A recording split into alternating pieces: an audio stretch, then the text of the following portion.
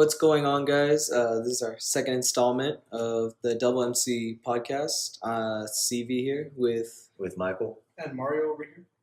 and first, something big kind of happened today. We blew out Buffalo. All hell Tech. You guys have any quick thoughts on that? It should have been a 30-point lead, 30-point game winner, but we didn't want to embarrass them too bad. I'll take it, man. I was worried. I was telling you guys last week about us not getting out of the Sweet 16 and a little worried about today's game and stuff like that. But after seeing this game and seeing how dominant we were, especially against the top 5 offense the whole season, it really says a lot about our defense and our written determination. So I think going forward, it's gonna be an interesting tournament for Texas Tech. Might even make the Final Four here. Who knows?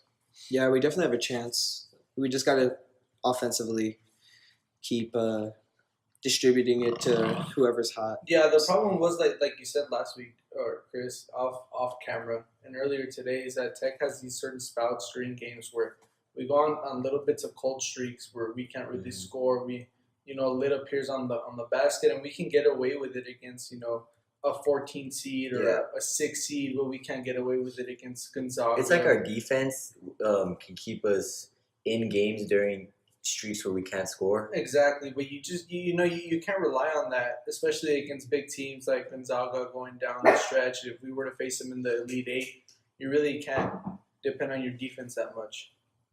Yeah. So quick segue here. This past weekend we had our first round of the tournament, first and second round of the tournament. Pretty good games, especially. I know me and Mike were here watching the NMSU game against Auburn. That was a thriller. That was a great way to start off the weekend. We also had the rest of the weekend, which also had its fair share of games, including UCF and Duke. Huge game, man. Huge game. I mean, wow. that really lends into what we were talking about last week about Duke being young and stuff like that. We also touched on the fact that we didn't think Duke was such a great shooting team. Well, they really shut us up this week with the performance that they had from three. Well, man. really when your defender's lagging off you on every possession. That is true, wide man. Open. Exactly. And UCF was totally trying to expose them, Duke, for who they are, but it just wasn't working. I mean, they were knocking down shots. Even Zion had a few threes here and there, man. I mean, it was a crazy game. It really was a crazy game, especially there at the end. Oh man, what a game coming down the stretch. But it shows you if a team that has size can play with Duke and beat Duke. Exactly. If you have the size to do it, you can beat them. Exactly. That's how North Carolina kept up with them throughout the year, even without Zion. They have the size. They had the switching on defense, perfect scheming for the coach. Exactly, and then there at the end, that's exactly what we were also talking about last week, is that it really seemed like the reason why UCF ended up losing is because of a lack of experience there. If you're Taco, you're 7'6". Yeah, you want to talk about size. Yeah, man, Zion's coming at you, right? And there's 10 seconds left. You're up by 3. You got to give him the bucket, man. Yeah. You got to give him the bucket or make it a hard foul to make sure that he doesn't knock down the and one opportunity. Exactly. And that's what we were talking about last week. Is that's the one leg up that Duke will always have in this tournament, is the experience of Krzyzewski, the experience of the players that have been there, even though they're all freshmen and sophomores, pretty much. The coaching staff has definitely been there, and you have a structure and you have a culture at Duke where the players know what it's like to play in these big moments. I mean, they face top tier teams week to week. Mm-hmm. And you in the ACC. Exactly, and when you're a top 5 rank, pretty much the whole year you have every team gunning for your head, and for them to hold out and to win this game at the end really just shows you that Duke is gonna be a really, really interesting team going down the tournament. But it also shows that they are not a perfect team by any measure. They're not a perfect team, and they can be beaten for sure. If anything goes differently tonight, Duke is out of the tournament right now. We're having a completely different conversation for sure. Yeah, they're going to have Virginia Tech up next, a team that doesn't score a lot of points, but that plays hard defense. So the dynamic of stopping Zion and these other big guys inside and forcing them to move the game to the outside like UCF did is going to come into play here. But, if Duke's not a very good shooting team, so it's very surprising that they shot this well this game. So it's gonna be something. To look Yeah, for and next one. it's not like all of a sudden they're gonna be an amazing shooting team. You know, team. it was just one of those nights where everything was falling for them, man. I mean, contested shots were falling, especially. I mean, they're at the end catching a huge lucky break there by grabbing the offensive rebound off the missed free throw by Zion. I mean, you don't ever see a board that easy off an offensive missed free point. Yeah, especially at a point in that game, so critical. Exactly. You would think that UCF would have fought a lot harder down low, but all the credit to Duke and their players. I mean, what they did was amazing. Not every team has the mental fortitude to be able to take that into the last winding seconds like that and pull it out. Especially there at the end when UCF was driving and was trying to get that tip in. I mean, it's just heartbreaking for UCF, really. Just really heartbreaking, especially knowing that you came so close. Like, you were right there, man, by one. You even had the lead on them with 10 seconds left in the game. I mean, let's take it to LSU Maryland, and LSU hits the buzzer beater to beat them. That was ridiculous. Yeah. That was ridiculous. And one of the biggest things for the Duke game that I personally felt the strongest about was the absence of Cam Reddish, and he completely shut me up today. It seemed like every 3-point shot he put up, and he made it, and he was really he's one of their most consistent shooters. Yeah, and actually in the last podcast, I actually forgot his name, so there you go. Give me a reason to remember him. Yeah, so there you go. Duke going forward, guys. It's a pretty big, huge threat in the tournament. I mean, everyone knew this coming in. Everyone knew this. I think the bigger surprise is that UCF was able to hang with them. But then again, I mean, it's the big dance, man. You know, anything could happen. And that was a really good game. If anything, really enjoyable. Heartbreaking even for us. Really took a lot of our energy away because we really wanted Duke to get upset. But they're going forward, man. They're going forward, and I feel like most people predicted that they would be here. And I don't know, man. Tough test next week here on Friday against Virginia Tech. And then what happened to Murray State, man? All the hype coming off the John Moran triple-double. Oh, they disappeared. And then they go on to Florida State and they lose by 30. There you go, man. I mean, huge upsets today. Well, not huge upsets, but huge margins of victory. Surprising shock. Yep. The hype train failed America, I could say that. For sure, man. You had another pretty big margin of victory with Virginia and Oklahoma. I think everyone also saw that coming. Yeah, and really a big surprise there. And with that, they had the Big 12 had the most entrants into the tournament, and now there's just one left. There you go, man. Kansas getting beat. That was crazy, right? Yeah, Kansas. That wasn't too much of a surprise. Not a good year. I feel like this is a throwaway year for Kansas. They're not really going to focus on it. Probably going to get some pretty big recruits. I'm sure. Yeah, I'm sure they all the sanctions came and caught up to them at the worst time. I'm sure they're going to. I mean, come back stronger. Yeah, I'm sure they'll be fine. Yeah, they're going to have an awesome recruiting class like they always have. Exactly. But going forward in the Big 12, definitely a lot more competition now because Texas Tech going to their second straight Sweet 16 for the first time in school history, really showing that, I mean, they're here and they're going to stay here. Yep, 2 years in the 3-year reign of Chris Beard here at Texas Tech. There you go. Let's just hope he doesn't get poached. Talk about turning around a team, man, and they were talking about CBS, how hard it is to come into a program where winning is not really the expectation and to set that standard. And where that sport isn't the main interest at the school. Exactly, and not only that, but in all of Texas, we all know how big the state of Texas is on football and how much the state of Texas cares about football. You have these big powerhouses in football like UT, like A&M, Texas Tech with the air raid offense. And then here comes this basketball team that has a lot of heart, a lot of defense. And again, they're going to be really interesting going forward. If they were to make it, if they were to make it out of the Sweet 16, going into the Elite Eight, probably facing Gonzaga there for the Final Four matchup. That's going to be very, very interesting matchup, of course, looking forward. So we definitely want to keep our eye on that. Yeah, all number one seeds for each region are still alive. And last year, I believe Virginia had gotten upset in the first round. And I don't know if there was another I don't think there was another. I don't think so. But, yeah, I mean, as far as the tournament now, really no big shakeups. No real big updates. You don't really have a big Cinderella this year like you did last year in UMCB. So Chicago Loyola. Oh yeah, Loyola Chicago. Yeah, you don't really have anything like that this year. Everything's pretty standard. I mean, so far the teams that have moved forward in the left side of the bracket are 1 Duke, 4 Virginia Tech, 3 LSU, and 2 Michigan State.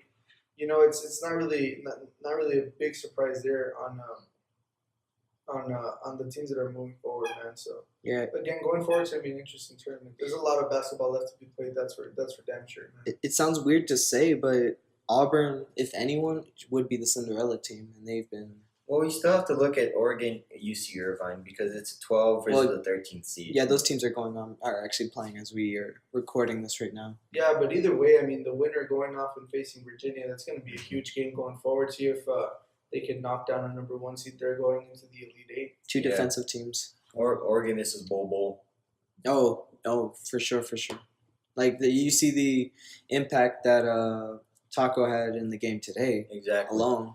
Imagine a skilled big around the same size and freakishly large. I like what you brought up earlier, Chris, too, about North Carolina and Auburn. That's going to be a really, really big matchup. That should be like if ESPN wants to ride someone's coattail on that, then that's the game they should follow. That's going to be bigger than Duke, North Carolina. Obviously, I can Auburn, a lot of momentum just coming off that defeat against Kansas, knocking off honestly, I mean, either way you cut it, Kansas is college basketball royalty, man. They have been for a very long time. And for Auburn to come in and beat them pretty convincingly too, it's going to be a very interesting matchup going into next week's game, and especially with them facing North Carolina there. Yeah, I forget who exactly said this on ESPN. It was either Max Kellerman or Jalen Rose. It was one of the two. But the tournament is different from a schematic standpoint because the players are playing off of pure adrenaline. And then you have these 2-3 day breaks between each every 2 rounds. Mm-hmm. So now you're going to have a good week to prepare for the Sweet 16. And then after that, it's a quick turnover and you have to play in the Elite Eight. That's what I'm saying, man. It's tough putting any, young 20-year-old through that in the national spotlight. 18, 19, 20. 18, It's 19, crazy. 20-year-olds, it's insane what these kids are doing out here, man. All credit to them. It's been an amazing tournament so far. And like I said, there's a lot of basketball left to be played. And yeah, it should be exciting rest of the tournament.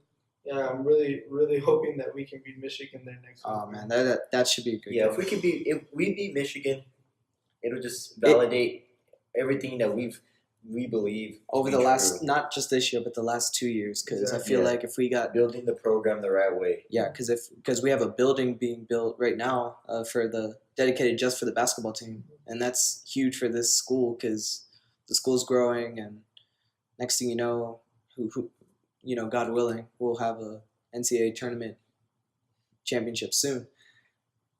But anyway, there was news out of the NFL today about Rob Gronkowski. He officially announced his retirement, which I feel a lot of people saw coming. But now that it's actually set in stone, it's taken a lot of people aback. So, thoughts on that? Yeah, I think all of his injuries just piled up for him. He's the biggest threat at the tight end position that we've seen in a long time. He's just so big, so fast, so skilled, but just the injury bug caught him a few too many times. But other than that, he's going out on top, Super Bowl champ, 3 Super Bowls in nine seasons.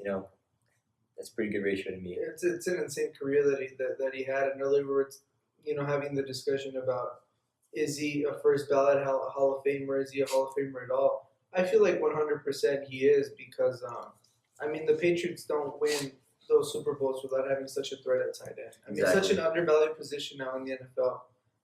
But when you have a tight end as good as Robert Gronkowski has been for the Patriots for the last 10 years, good on him. And to really just, sit back and think that he's only been in the league for 9 years. 9 seasons. Yeah, he's 29. That's a relatively 29. Yeah. Wow, this that's summer. That's a insane. That relatively blows my short mind. career. Look at the careers that Tony Gonzalez had and the careers that Shannon Sharp had. Jason Witten coming Jason back. Witten, yeah. Exactly. And you really, I don't think that it's going to be one of those situations where, he's going to miss the sport or anything like that because when it comes to a player like that, you really have to start looking at long-term, thinking about your future. Long-term health. Yeah, not as a player, but as a person. And you want to be there for your family, for your kids and stuff like that.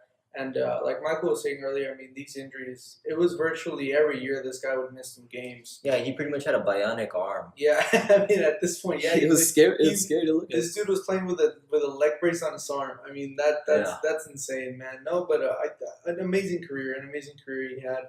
I don't think that he'll have any trepidations about this decision. I don't think whether he'll doubt this decision one bit. I don't think he'll come back at all. No, he won't come back. But I'm really interested to see what he's going to do actually going forward. Is he going to enter broadcasting? I don't know. Is he going to want to do comedy shows? Chris said earlier that he's going to be in the WWE. It's gonna happen. I'm willing to put a bunch of money on it. That's actually not too crazy. No, He has the it's not character crazy for it. idea. He has the Yeah. character for it. Exactly. Yeah. Yeah, he's the type of dude like Shadow Chosinko and Terrell Owens who have like reality shows Yeah. after they retire and stuff like that. So it's gonna be really interesting because he's quite a character, and he's definitely gonna want to build this brand now that he's retired and stuff like that. So, but it's That's crazy. The life to retire at 29. Yeah, that's insane, man. And he has all this money to. This guy's play made his with. millions, man. Yeah, he's made his millions. He's gonna do just fine, man. He's probably gonna be partying up. He's probably partying up right now, actually. Oh, you know he is. Yeah, You know he is. Probably went back to Arizona for a weekend, celebrated with his his family. family or whatever. No, but yeah, an amazing career by the guy. I feel like in the next couple of years we're gonna start getting more of that generation of players retiring. Larry Fitzgerald is That's sad. a few years. Larry past Fitzgerald is sad. Yeah, That's a sad situation. He's a few years past his retirement deadline. I feel. Obviously, we've already. Yeah, had he's not the Tony- most effective guy. Yeah, obviously we've already had Tony. But he's a Romo. good emotional leader in the locker room. Yeah, exactly. Experienced leader. Somebody to be there for the younger guys. Exactly. But I do feel like we're going to be getting a lot more players retiring from that class coming up. Mm-hmm. Coming up pretty soon. Eli's days are counted in the NFL. So are Roethlisberger's and Tom Brady, even though he doesn't like to admit it. I feel like Tom Brady will only, I don't know, maybe 3 more years. 3 more years, something like that. Yeah. Really? You guys Yeah. think Yeah. he plans on playing into his 40s, like well into his 40s? He said 45. He's 40 45 now, right? Yeah, he said So 4 more 45 years. is the cutoff for him. So no, but like I said, I think that we're going to be getting a lot more players retiring, especially with the advances in the research of the health of the players and stuff Yeah. like that. More of them are going to be definitely looking into that type of thing. So Yeah, and it's scary because you see a lot of these tight ends especially lately, that have been huge contributors to your team. Like Mike's a Bears fan, and I remember a few years ago, Zach Miller was having the best One of year. his best seasons, yeah. And then horrific, freak injury that happened. I He mean, almost they were lost. He gonna- almost lost his leg. Almost they were lost gonna- his leg. They were going to cut this dude's leg off, and The freak injury. I mean those don't happen often in the NFL, but it is something that is. I mean, how is that not in the back of your mind every time you go out there and take a snap? Yeah. No, I it's, mean, it's, it a just risk, come- it's a risk you take playing the game. Exactly. Speaking of that, the Bears actually re-signed him to another 1-year deal. There you That good for him. Yeah. There you go, man. But yeah.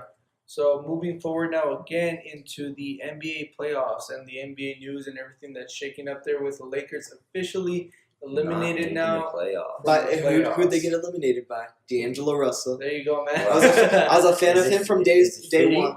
Is Yeah. it fitting that they gave up on that kid? There you Poetic go. almost. Wasn't he the number 2 pick in the draft? Yeah. Yes, he was. That's Wow. insane, man. That's insane. What? Wow. People that thought that this Wow. experiment was gonna work just wow. They were. I was watching a video last night actually that said statistically the Lakers would have been better off not getting LeBron and just keeping Jordan Clarkson, D'Angelo Russell, Larry Nance Jr. for some reason. And I mean, going back to what we said last week too, you hate to question the heart of any guy who's in the NBA, especially one with the caliber of LeBron. But I mean, we just saw another ad right now for another reality or another TV show that he's producing, and you really start to $1 wonder. million mile. Yeah, Your you name of it. really start to wonder whether he's thinking about winning championships anymore, man. I mean, I hate to say His mind's not in the right Where's his place. Yeah, you hate to say it, but I mean, come on, man. And you're right in the thick of the NBA season. people say that it's your prime. People say that LeBron's in his prime right now, but How can a player in his prime like that, supposedly the best player in the world right now, On and off the field? arguably one of the best players of all time. He considers himself the best player of all time, as we've heard. I don't. How does a player that considers himself the best player of all time satisfied seemingly with not making the playoffs? Like how does that make any sense to you guys? I don't see the connection there, man. I really don't. Yeah, and I told Mario, like, as soon as we stopped recording last Thursday, that I feel if you're still in the thick of your career, especially after signing a new max contract, I feel like your priority should be your bread and butter, and which is for LeBron his basketball career. And I feel the move to Los Dude, Angeles. that's his job. Yeah, Yeah, exactly. That's his literally profession, his man. job. Yeah, exactly. That's his profession. And I know we're gonna probably get a lot of flack from LeBron lovers and LA lovers and stuff like that. y'all are all delusional, by the way. Yeah, that continue You're all to delusional. make excuses for this guy. But I mean, at what point does it stop, man? I mean, come on. I know it's not all his fault, and I know that I know that the coach has a lot to do with it.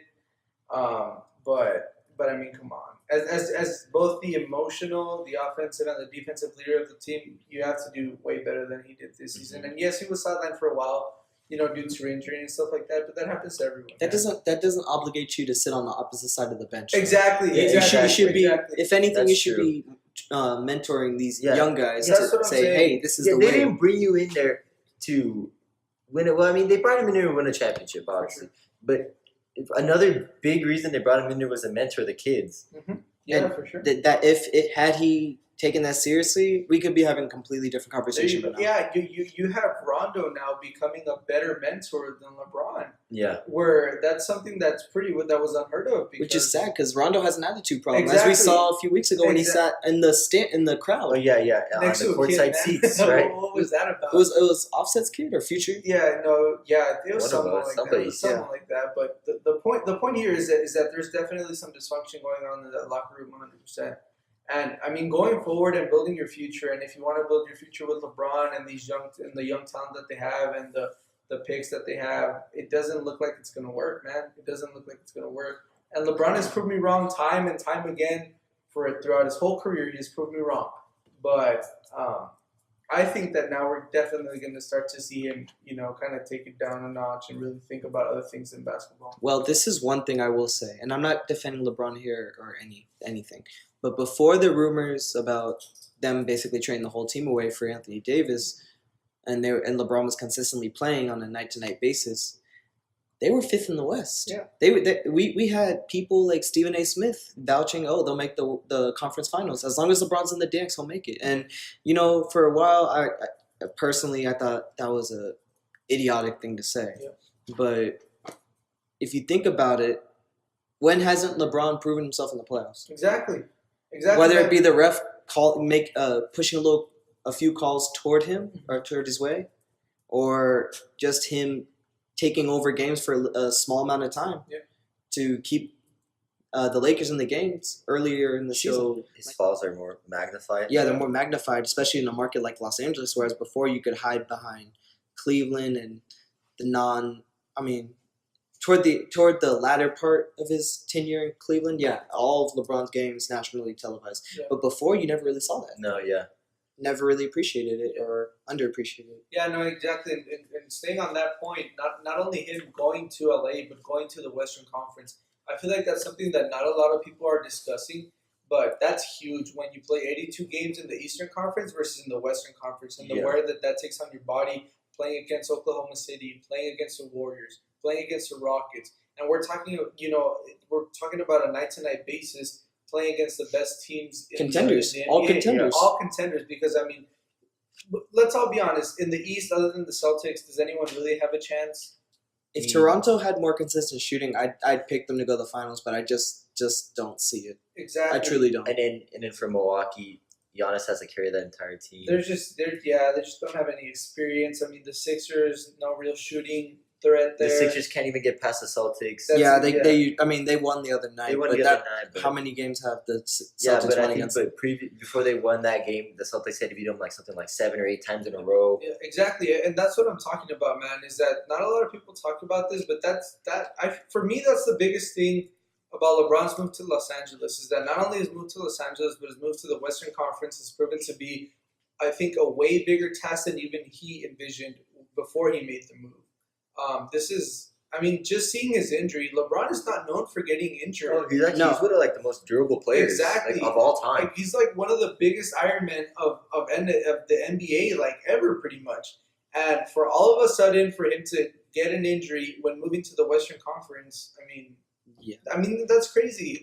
That's crazy to me. And I feel like going forward, he might want to tone down the off the court stuff if he's serious. At least to the public eye again. Yeah, if he's serious about winning again, we don't really see anyone dethroning the Warriors or the Rockets right now, unless something crazy happens, like 1 year there's an injury or someone moves from the Warriors, which might happen. But even if you keep the core, which is Steph and Clay in Golden State, that's still two of the best shooters of all time. LeBron couldn't beat them the first time by himself. Exactly, and that's what I'm saying. As long as you have Steve Kerr there as well, which is an amazing coach, either way you slice it, the West is going to be tough for LeBron's final years in the NBA. It's going to be really tough for him, man. Yeah, staying on topic with the other teams in the playoffs, we now have 7 teams that have clinched a playoff spot, including Milwaukee, Toronto, Philadelphia, the Pacers, who were surprised this year after Oladipo went down. Exactly. Golden State, obviously, Denver, obviously, and Houston just clinched. The Celtics haven't clinched a playoff spot? Not yet. Oh, you guys have to win one more. That's funny. Yeah, and then the Rockets just clinched one an hour ago. Yeah. So, staying on topic with that, what's the most intriguing series, rather than obviously any series against the Warriors, but the most intriguing potential series to you for the playoffs? I think the Nuggets against the Jazz. That's a big one for me because the Jazz showed last year that they're a team to be reckoned with. The Jazz are a really, really good team, and the Nuggets have proven this year. To be in second place in the Western Conference going into the playoffs, that's huge. To be in front of teams like the Rockets and the Thunder and the Spurs, that's huge. So I feel like the Nuggets definitely will make noise in the playoffs going forward. And being a second seed, that's very, very good for them because they won't face really any hard competition. But that first series against the Jazz, if it was to say the way is a tester for the Nuggets to see how good they really are. Exactly, and the Nuggets. If they handle the Jazz cleanly, maybe like in 5 games, then we'll get a good sense of how good they really are. Exactly. I think it's interesting also in the Western Conference. You look at the 6th, the 7th, and the 8th seeds. They're tied right now. The Thunder, the Jazz, and the Spurs are tied at 43 and 30. Yes. So that's a 3-way tie for 6th place. That's huge. And you also get the Clippers in 5th, who only have a game on hand from the 6th. They were surprised this year. No one saw the Clippers coming. Yeah. But the job that Doc Rivers is doing there in LA after the trade of Tobias Harris to the 76ers to keep this team in the playoffs. It just shows you what a great coach he is. Rebuild. Yeah, it's insane. It's Lou Williams. I'm telling you, it's Lou Williams. Yeah, Lou Williams, 6 man of the year. Yeah. It's insane, man. And but yeah, I think for sure the Western Conference is very, very exciting going forward because the Warriors are potentially going to have to face the Thunder, the Jazz, or the Spurs. And either way you slice it, the Thunder is a tough matchup. That's a tough task, especially when they're both Russell Westbrook and Paul George are healthy. Those are 2 MVP candidates. This year. Yeah, every year those guys are going to be in the conversation for the MVP. You have them both on one team. That's insane, man. The scoring that can be done at will by Russell Westbrook is absolutely insane. It's a machine. It's going to be very interesting to see that matchup between him and Steph Curry, who obviously have very, very different playing styles. Even if that doesn't happen, also the other matchup that's possible for the Warriors is the Spurs in the first round. And either way you cut it, man, a Spurs team led by Greg Popovich is a threat to any team. And I definitely feel like the Warriors are smart enough not to take any team who's an 8 seed lightly. But these are going to be very interesting, man. And I do think that the Warriors are probably going to sweep that first series versus 7 games. The Warriors going throughout the whole playoffs and going into even the finals, whoever it is that they face. I don't think they'll be pushed to 7 games by anyone. No, I don't think there's anybody. As good as there are teams in the Western Conference, I don't see a team that can take the Warriors to 7. Maybe the Rockets if they have lights out shooting from Harden or amazing performances from Chris Paul. Just consistency from Harden.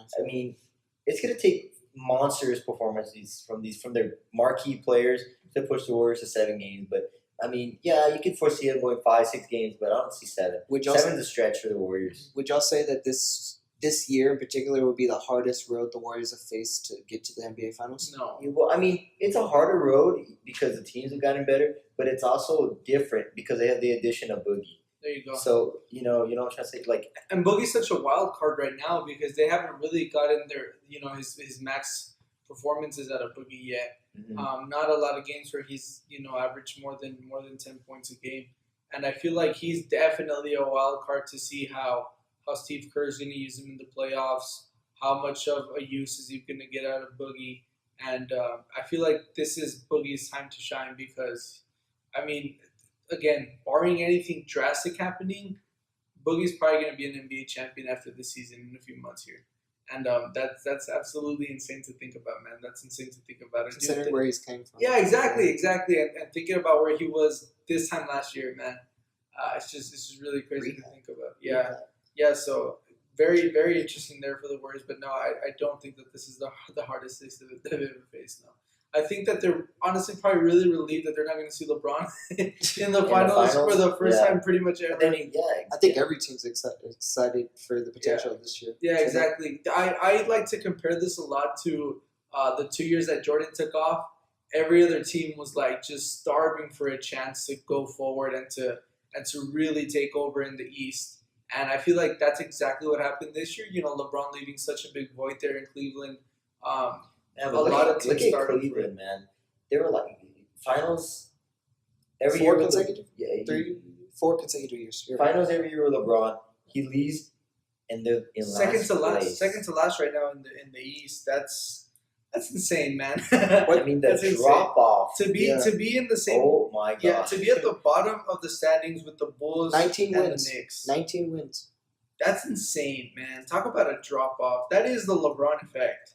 What's interesting about the East, actually, since you brought it up, the 8th seed is really up for grabs. And you see Kemba in March is really trying to will his team back into the playoff picture. How many games are there left in the NBA season? It's going to be no more than 12. Yeah, no more than 12. We got a few weeks. 3. It's 8 games actually. There you go. 8 games. There you go. 8 games, man. 8 games. So I mean, they could definitely 8 games, and the Hornets are how many games back? The Hornets they're are 2 games out. 2 games back. Man. 2 games out. With Getting 8 a games huge to go. win today. Actually, I don't know if you guys saw that. Jeremy Lamb threw up a crazy half-court shot at the end of regulation, and they inched out the Raptors by 1 point. God, dude, By 1 point. Man. When they drafted Jeremy Lamb, I was like, okay, yeah, now they're moving forward. That's a huge win exciting. for them, man. That's a very huge win for them. Like you said, fighting for that 8th seed. They were dead in the water in December. Nobody thought they'd make the playoffs. They could definitely do it, man. They could definitely do it. The Heat being 7-3 in their last 10 games, it when really Jordan not slapped that player. Yeah, that changed their whole season. That switched everything around, man. But no, I think it's going to be definitely interesting in the Eastern Conference to see who gets that 8th seed. Because the Bucks are really, really vulnerable, and I don't think that they'll play like a number 1 seed in the playoffs. They don't have as many so. shooters as they need. They really don't. And I mean, the Celtics right now a 5 seed.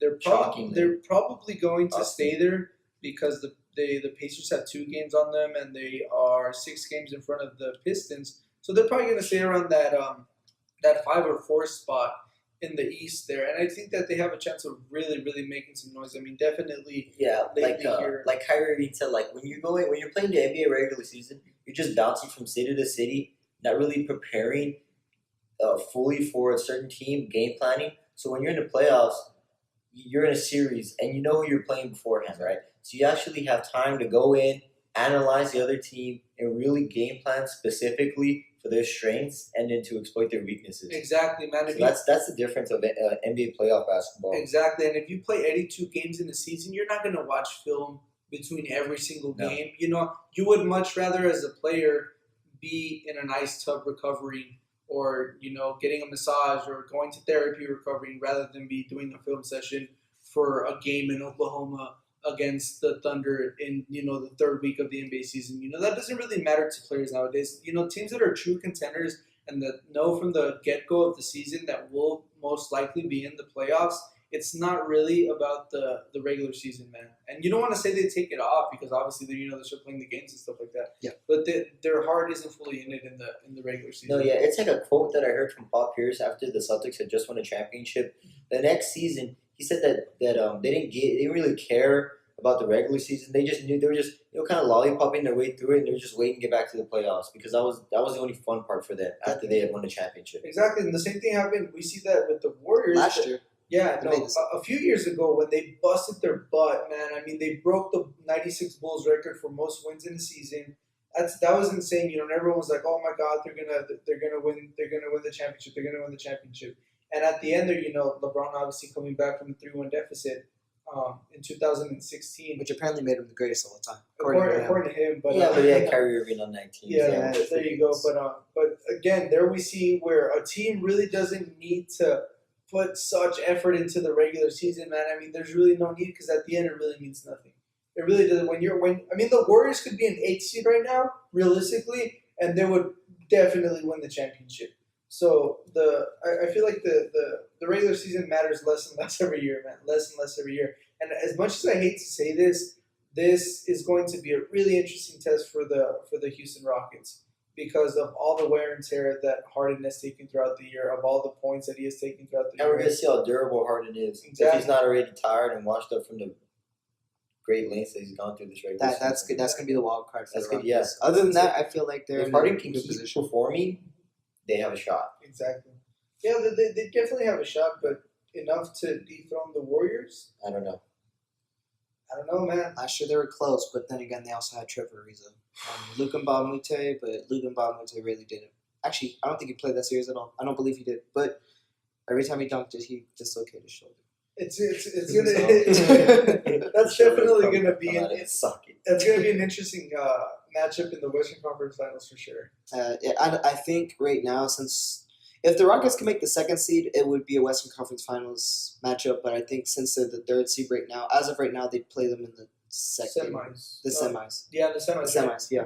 So that's something I really want. As a Rockets fan, I personally want them to push for that 2nd seed. But realistically, I just want everyone to get into the playoffs healthy. I want our chemistry to be down, which you've seen increase dramatically ever since Harden kind of gave up his 30-point record against the Hawks. Yeah. I think it was the last game. Uh-huh. But ever since then, the team's been gelling more, and it's exciting to see because you're seeing his growth as a player, especially coming off of the MVP season. He should personally, and this is also my bias coming up, but he should be 2-time MVP. But the things that Giannis has done this year is incredible for the city of Milwaukee and for the organization. Yeah, for sure. You're a guy that single-handedly has scored more than 30 points against every other 29 teams in the NBA. That's ridiculous. That's ridiculous. That's man. insane, that's man. ridiculous. Whenever whoever goes to vote for MVP, when the conversations are being had, somebody just needs to bring up the statistics, and it's over. Numbers don't lie, man. They really don't. And like you said, Chris, everything that Giannis is doing for the city of Milwaukee, for that organization, great. Good for them. But like Michael said, man, you just bring up the numbers, and it's not even close. Like, it's not even a discussion you're realistically having because this guy is the most unstoppable offensive force that the NBA has ever seen. Yeah, that's insane, man. Like it needs to set in for people of what they're actually witnessing. Exactly. Because this is probably never going to happen again. Exactly. Never. Mm-hmm. Like in the history of the game, it's probably not going to happen again. Us as basketball fans, as sports fans, have really been spoiled the last few years here with Curry being the best shooter of all time. That's something that we'll never see again. With Russell Westbrook averaging triple doubles in consecutive seasons. Yes. Something that we will never see again for sure with LeBron. And now what James Harden is doing is absolutely insane. And I think that in today's 24-hour news cycle, that really gets lost in translation of how big that really is. Because what this guy is doing is absolutely insane, man. It's absolutely insane. And I feel like if LeBron was to retire right now, James Harden would definitely be the face of the NBA, 100%. Yeah, so NBA playoffs start April 13th, and I'm sure each one of us are looking forward to it. Oh yeah, man! Yeah, It's, of course. it's gonna be good, man. Especially you guys whose teams are actually in the playoffs. So. The Bulls will get there. Sorry, Chicago Bulls. Sorry, Chicago. Switching gears here. MLB opening day is coming up. It's actually March 28th. The headline games, according to ESPN, are going to be Baltimore against the Yankees in New York. You couldn't pay me to watch Baltimore. Arizona Diamondbacks in Los Angeles against the Dodgers, and they end the day. Division rivals. Yeah, they end the day against the defending world champs against the Seattle Mariners in Seattle. What do you guys think? What are you guys expecting from this upcoming season?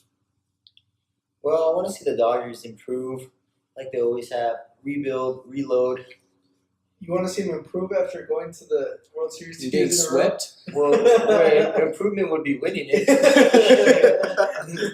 Yeah, so there you go. Yeah, but I'm really interested to see it about the Boston Red Sox because they're If they definitely can going to hold the regress. course, Yeah, they're going to regress, but by how much is really the question here because. I mean, coming off such a magical season that they had last season is really, really insane. Mm-hmm. Mookie Betts is playing out of his mind, the pitching that they had. And as soon as... Yeah, just re-signed Chris Sale to a new long-term deal. $145 million. Might be, I'm sorry, Clayton Kershaw fans, but might be the best pitcher in baseball right now. This guy is insane. This guy's, throwing heat. So that for me is going to be very interesting. He's unfazed. It's that unorthodox, delivery that just throws everybody off, and then combined with upper 90s speed, it's insane. Yeah, it's insane. And also for me personally, the Yankees going forward are going to be very, very interesting to watch. Can they finally put it all together? Stay healthy. Can they finally put it all together? Second year manager Aaron Boone. There you go, man. But regardless of how long he's been there, the talent that you have on that team. Yeah. Come on, man. Barring trades in the season right now, they seem like the most talented team in baseball. Yeah, definitely, 100%. And that's what me and Mike were talking about during the whole offseason is that it really would have been unfair if they had landed Bryce Harper, which they were in the top three. Yeah, it would have been their outfit would have been insane. That would have been absolutely insane. That beard means too much to him. Yeah. That's why he went to Philadelphia. It's true. Yeah, but that's going to be very interesting for me is the Yankees because you would think that this year is their year. The Astros really aren't where they were a few years ago, and I feel like unfortunately their championship window is closed. Exactly, and I feel like we were talking about this a few weeks ago, Chris. Are they content with that one championship? I feel like they are. I feel like there's a lot of pressure relieved off of the off of the whole organization. In a city where you have your basketball team thriving as well, and also your football team being interesting every year. Yeah, they're growing. Yeah, exactly. And I don't feel like the Astros have that pressure that they had a few years ago to go in and deliver in the way that they did. But so I think that the door is really opening up for the Yankees here to do something really, really special here. Yeah, really special. I'm still surprised too at MLB free agency.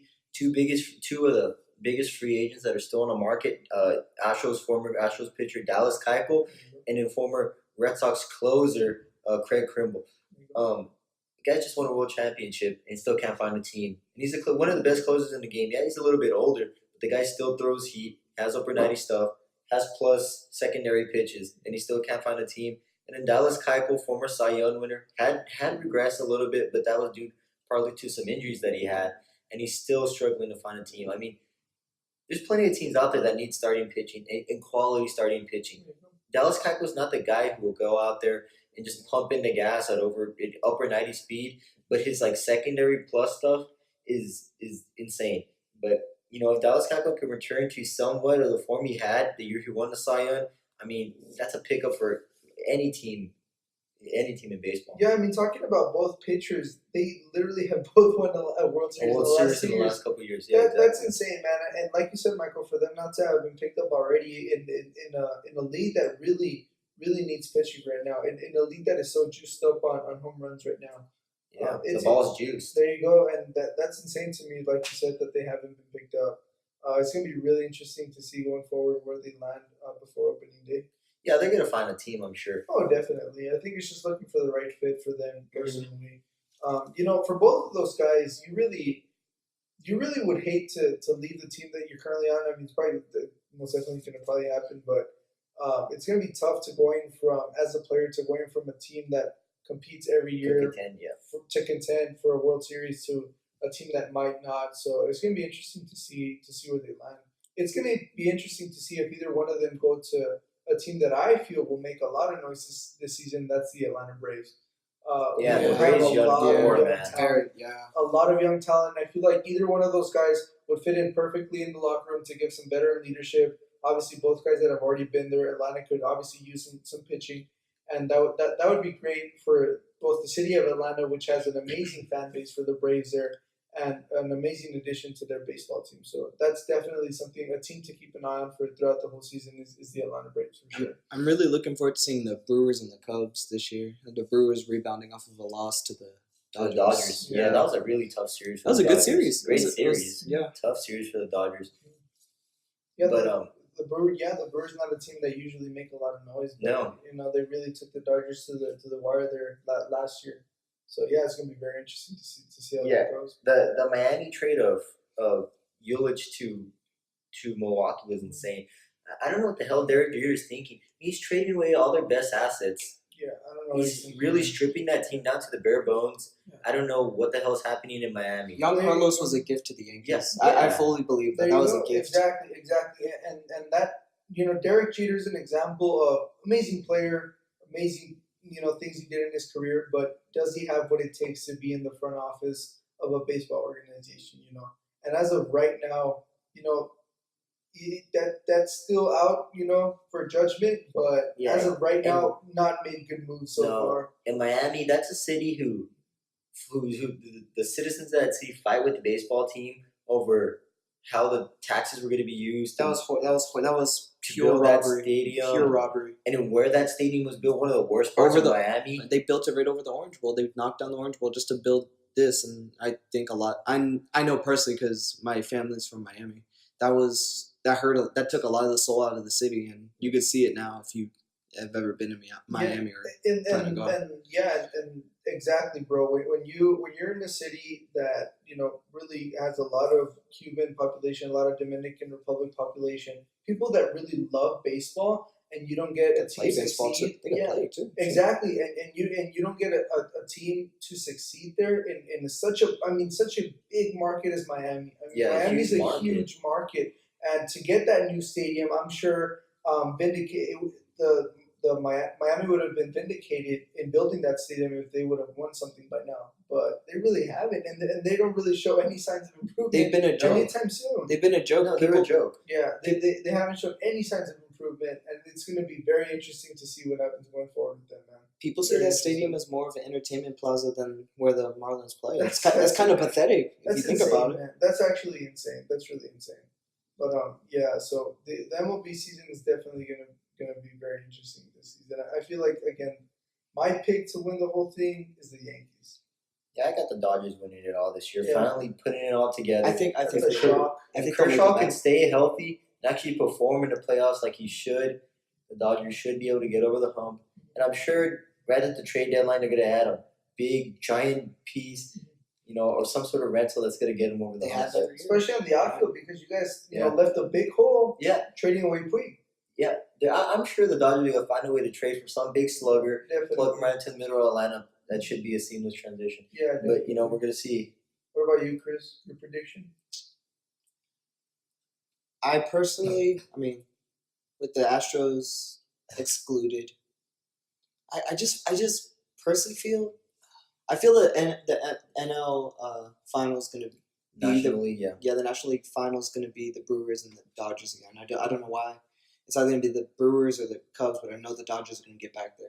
But I feel like if you've been to the big game that many years in a row, with the exception of the Buffalo Bills, but I feel they'll find like Mike said, everything will finally come into place for them.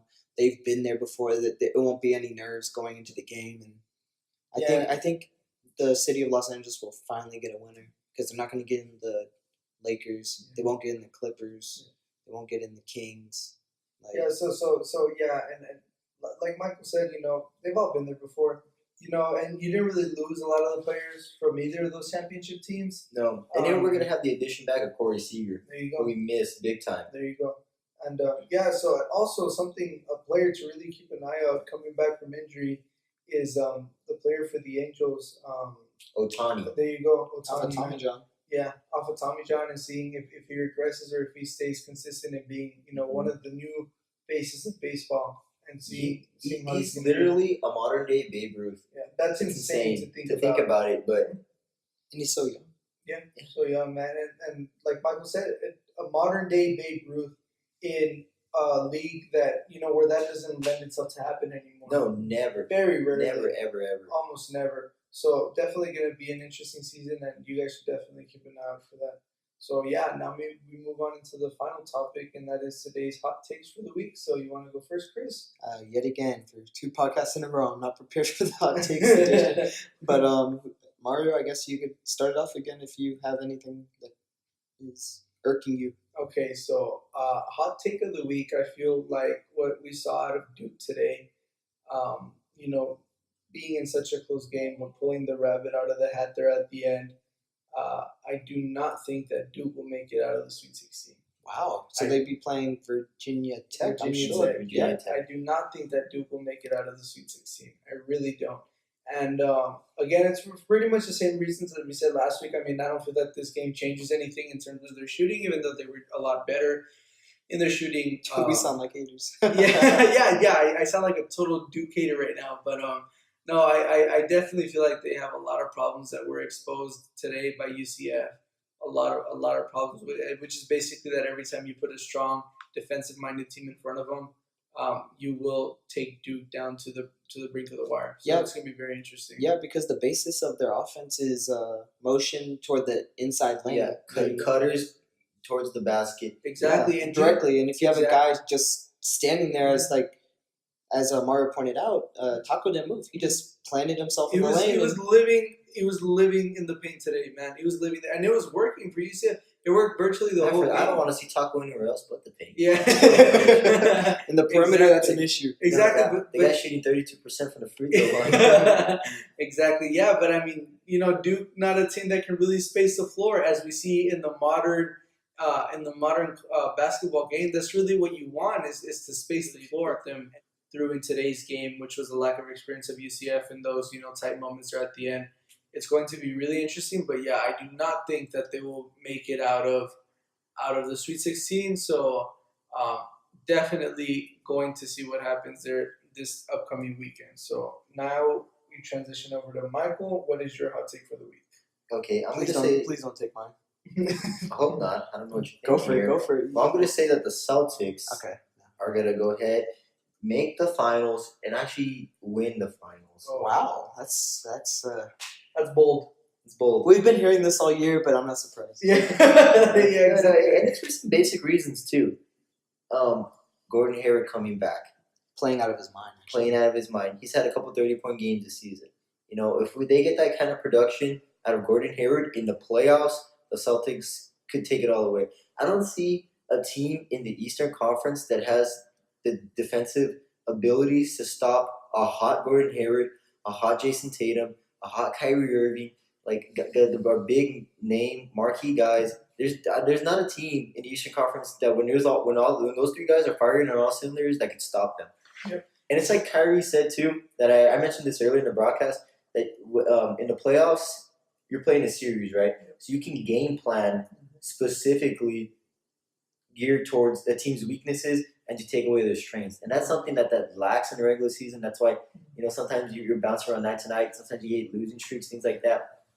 And it's a different dynamic when it comes to the playoffs. Yeah, and the reason why there's some validity to that statement that you just made is because of Kyrie Irving already has experience not only playing but beating the Warriors in a 7-game series in the finals. And I feel that he did that with an inferior team in Cleveland than the one that he has right now in Boston. Aside from obviously LeBron, but all the pieces. When you put all the pieces together, I feel like this Boston team is way stronger than that 2016 Cleveland team was. Yeah, they played like way below the standard that they should have, and I feel like that kind of lights a fire under them to prove to everybody that that picked them to win the finals and things like that, to prove to them that like this regular season it was just struggling a little bit to find it, and they're actually going to put it together in the playoffs. Yeah, so I feel like that does have some validity for sure. Do I think it'll happen? No. not this season, but definitely gonna. That's my personal pick for the finals matchup this year. Is the Celtics and the Warriors? I feel like that's pretty much for me a write-in at this point. I'm not worried that the Celtics are a 5 seed. I feel like that worries people more than it should. That worries people a lot more than it should. But no, that shouldn't be a problem for them to honestly just cruise by the Eastern Conference. It really shouldn't be. Wow. Yeah, I feel if anything, if they get tested during the Eastern on the way to the finals, it would just make them stronger to face the Warriors anyway. Exactly for sure. Plus, their head coach just happens to be Brad Stevens, who's probably one of the greatest minds in basketball. I mean, just so happens to be Gordon Hayward's college coach too. There you go. That worked. If anyone can figure that situation out, it's Brad Stevens. I mean, that's the guy you want at the helm of your team for sure. He doesn't look like he's a basketball guy. I know, right? But the eyeball test, he fails. Yeah. Pure eyeball test. He does not look like he's athletically inclined at all. But I mean, he gets the job done. Yeah. All right, Chris, switching on to you. All right. Well, this is one thing that we kind of touched on for a second before the podcast, but we didn't really bring it up. Something that happened this past weekend was Tom Izzo yelling at one of his players on national TV, and apparently that ruffled a few feathers. But I personally, and I feel like a majority of America agrees with me that it's not really that big of a deal because we see Chris Beard down here lose his mind after Avery Benson lobs a pass against Baylor to the final seconds of the game when we're well ahead. I think we were like at like a 10, 12 point lead. 10, 12 point lead, and Avery Benson lobs it, and I for the life of me I can't remember the other guy's name, but Chris Beard visually grabs the player and makes him apologize to the Baylor head coach because in case you don't know, in basketball, when you're up and you keep scoring, you keep running up the score, especially when the shot clock's off. That's the most disrespectful thing you can do. And I personally feel that with Tom Izzo's history, I feel this is all coming from nowhere. This is just noise that shouldn't be made at all. Michigan State being one of the top teams in the tournament this year, I feel if you're committing to Michigan State, you know who your head coach is. Exactly. And expect to get coached hard. Yeah, and personally, for me, whenever I eventually have kids, and they will do sports. That's not a question, but that sounded kind of rough. But when they get coached, I want them to get the best. No, I want the coach to get the best out of my kid because if the coach doesn't care about my kid, what that tells me is, oh, my kid has no potential. The coach doesn't really care. Maybe we should try a different sport. But I feel if your coach is visually... He wouldn't yell at the player like that if he didn't care about it. Yeah, and especially in the tournament where, as we saw today with Texas Tech, you could have a 12-point lead and like that, it's gone. Exactly. It's gone. I just feel like people nowadays have gotten so soft. I hate to say it, but it's true. Yeah. Like, people have gotten so soft.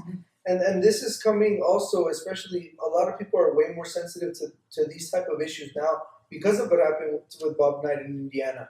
Yeah. That really put a spotlight on how coaches treat players.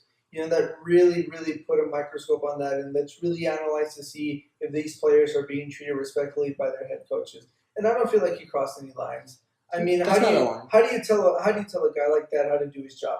I mean, he doesn't go and tell you how to parry your kid. Yeah, his record speaks for itself. Exactly. If he's getting the results, then aside from hitting a player, I mean, pretty much he wasn't doing anything drastic. Once he gets physical, that's where you draw the line. Exactly. Okay, you're doing too much. Exactly. But verbally, you're just correcting the player. Mm-hmm. Like, I'm sure y'all's parents, when you were younger and you did something bad, I mean, obviously parents have the luxury. You can discipline the kid physically or verbally. But when a parent disciplines you verbally, it's more of a, hey, stop doing that. You need to be doing this instead. Yeah.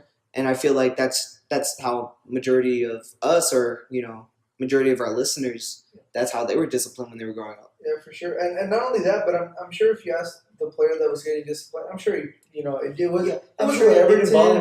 Yeah. I'm sure it was like any other interaction that he's had with the coach during the game. because that's what you want as a player, is for your coach to be emotionally invested as if he was on the court with you. Mhm. He's more of another teammate than a coach. He's more of a father figure than a coach. And like you said, Chris, he acted more of a father figure right there by really disciplining his player, telling him, okay, this is what you want to do instead of this. And if the coach feels that he needs to yell at a player to get his point across, he's totally has the right to do that. It's his team. And I truly believe what really made the media blow this out of proportion were the couple of players that got between them during the altercation. Yeah, exactly. And I feel that when people see that just from the outside looking in, like, oh, he was about to attack him. Yeah. But when you see it from especially from us, we see college basketball. We have the luxury to go to games and we see that kind of stuff every week. Yeah. We're just And especially if you've ever played sports, like high school level, even varsity level, your coaches are going to coach you hard. Yeah, that's an expectation that you should have playing any sport. If you truly care about the sport that you're playing, and you truly want your head coach to care about the team's success or lack of success, then you should want that. I would much rather have that than a coach who sits at the sideline and says, "Could you please do this instead of this?" Yeah. That's not coaching, man. That's really not coaching. and nobody mentioned this, but if you look back on the game that we referenced earlier, the New Mexico State and Auburn game, the last few minutes of that game, Auburn was blowing it. Yeah. And you see Auburn's head coach going up and doing the exact same thing with multiple players. No one said anything. And I feel if you're a Michigan State fan, you see Tom Izzo laying it into the player like that, you're like, okay, well, the coach has the school, the university, and the fan base's best interest. Mm-hmm. And I feel basically all he's trying to do is just look out for his team. Like, hey, no mental errors. You need to be the sharpest you've ever been during the season, during the tournament. So that's my hot take. And any concluding thoughts? Nope. I think we're good, man. I think that concludes our second ever podcast between the three of us. And I really urge you guys to please show us some love, subscribe, like the video. Spread the word. Yeah, Spread the word. Tell your friends, tell your grandma, tell your great grandma. I don't care who listens, but tell everyone about it, please. We really appreciate some love. Yeah, and if you guys have any thoughts or opinions on what we say, or if you have any counter opinions, maybe we could have you guys on the show. And if you guys have some stuff you want us to talk about, comment things that you'd like to get. Subjects you'd like to get talked about. yeah, we could talk about sports all day. This is not an issue for us at all. So, Yeah. Thanks, guys. Thanks for listening, and we'll be up in about a week and letting you guys know what's going on in the world of sports. Thanks for listening. Good night, guys.